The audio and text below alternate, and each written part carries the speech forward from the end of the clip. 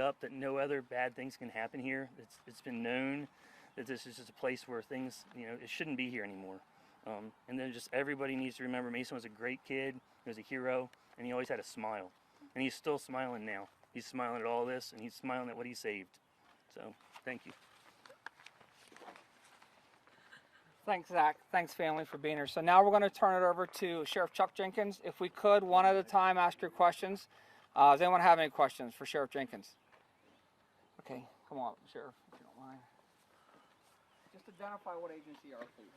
Good afternoon. I appreciate the media being here. I want to express my sincere condolences to the entire Smith family.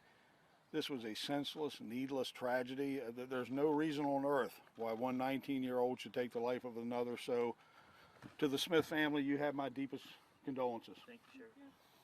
So, please understand some of the answers to the questions you may ask. I may not have answers for, but I'll field a few if you have them. Go ahead. My condolences. I'm so sorry. Why this location? Why did the axe end up here? I can't answer that. That's one of the questions we simply don't know the answer to, other than this is a property known to probably a lot of teenagers in the area, probably most likely to the two, both the deceased and the person responsible for the murder. I'm sure they knew the area somehow for some reason. I can only speculate as to why. I don't know. Sheriff Scott Brown with WSA 9. Do you have any,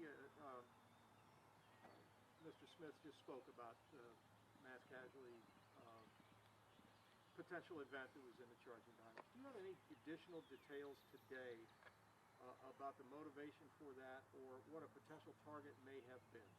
I do not. Again, we can only speculate. We know what we found in Mr. Eckenrode's apartment: explosive devices, materials for more devices, a huge number of firearms, handguns, rifles, quite a bit of ammunition. We don't know what a potential target might have been. I have no idea.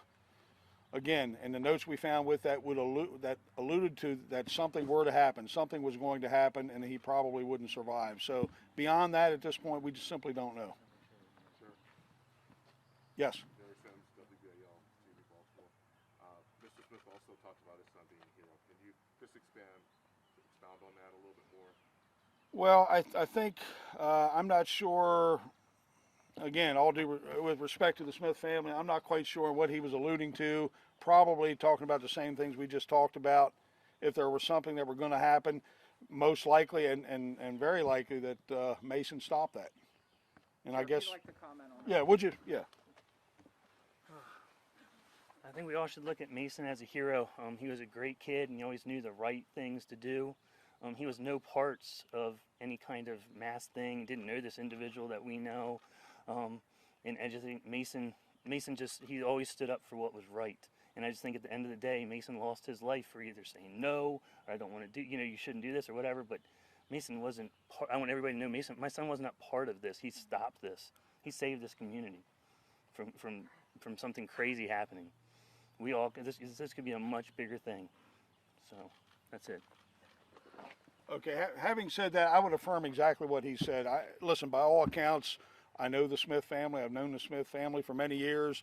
I didn't know Mason personally, but by all accounts, he was a good young man, had a great career ahead of him. I think as an HVAC technician, had a goal in life, and just a super young man. So from that aspect, absolutely, I can affirm everything he said, Mr. Smith said.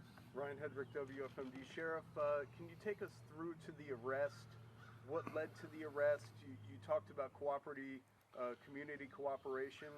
Can you expand on that and tell us exactly what led to the arrest of the suspect? Backing up to Sunday afternoon, I do know there was a missing person report out for Mason Smith from Friday. We got involved Sunday afternoon after this entire community put their efforts into the search. Again, posters, people looking around, driving around. That information came to my investigators when it was discovered that Mason's body was found in a car out here on this property.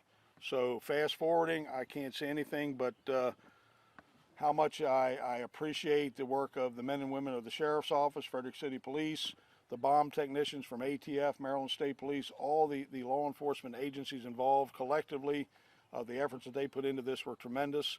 So I know that the investigators worked around the clock from Sunday afternoon through Tuesday night when the defendant was in custody, and beyond that, executing search warrants, processing both crime scenes and the scenes where we got the explosive devices. So they worked around the clock until they got to a point where they could charge Joshua Eckenrode with murder.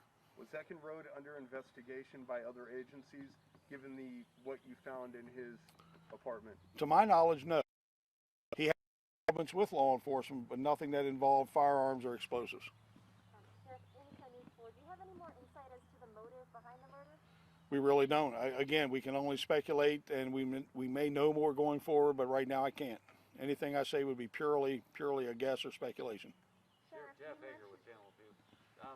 Eckenrode, did he work anywhere? I mean, was he off the grid, or were there any red flags that people, hindsight, look back and say, you know, we should have spotted trouble here or there with this guy? He had some involvements with law enforcement, nothing that would throw up what you would call a red flag, but in today's world, what are red flags? I mean, he was, by all accounts, kind of low profile in the local area in Thurmont.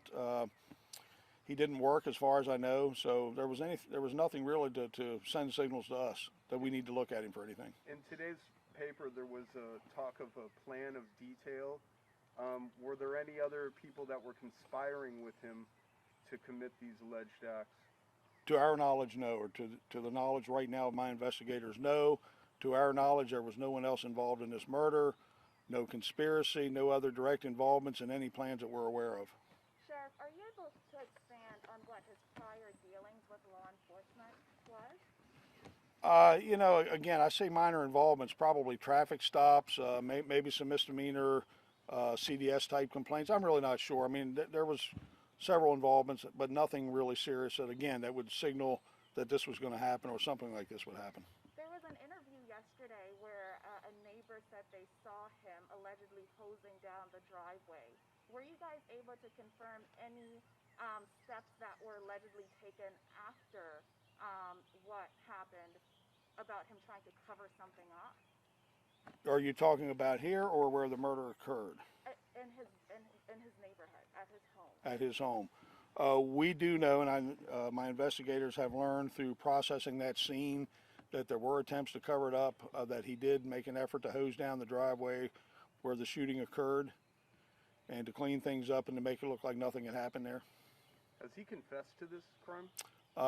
Mr. Eckenrode invoked his right to counsel, and so we had to stop the questioning. So the answer is no. Sheriff, briefly, yesterday we briefly talked about Eckenrode's online profile, which included a user named The White Josh and his name among kids as Redneck Josh, and it raised a question whether or not there may have been some sort of white supremacy motivation to this potential mass attack or anything else like that. Do you have anything new on that today? There is no information whatsoever that would tie him to any white supremacist group or activity. Or whatever, you know, again, I'm not familiar with the social media. I don't get involved in that. I don't know what his handles were, but as far as we know, no direct ties to white supremacy. Yes. I read in the charging documents that there was blood found in a trail in a grassy area at the Frederick residence.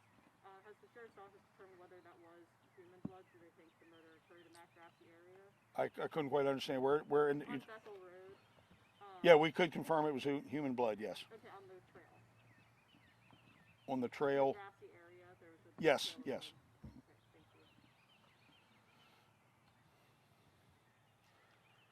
Any other questions? I would ask this: please respect the privacy and the of the Smith family going forward, and understand everybody wants more information, but understand they're going through a lot right now, and very, very grievous time for them. So again, at my request, please respect the Smith family. Thank you. Thank you. There's no other questions. We just want to follow up by saying our condolences from the Frederick County Sheriff's Office, but a bigger part, Frederick County community, for the Smith family while they're going through this. I think the sheriff alluded to this as a collaborative effort between multiple law enforcement agencies to include the Frederick Police Department, the Frederick County Sheriff's Office, the Bureau of Alcohol, Tobacco, and Firearms, and the Maryland State Police Bomb Squad. If you have any other questions, you have my information. We've passed out press packets. If there's anything you need, please reach out. One final thing, please do not reach out to the family. They have respectfully asked that no media reach out to them at all. You can work through me and I will help you. I'll have additional family photos of Curtis that I can share with you, and I'll do that today. And we'll get those out to you. There will be a candlelight vigil for Curtis Mason Smith on April the 11th at 7 p.m. at Clover Hill Park. And unless we have any other questions, that will be it.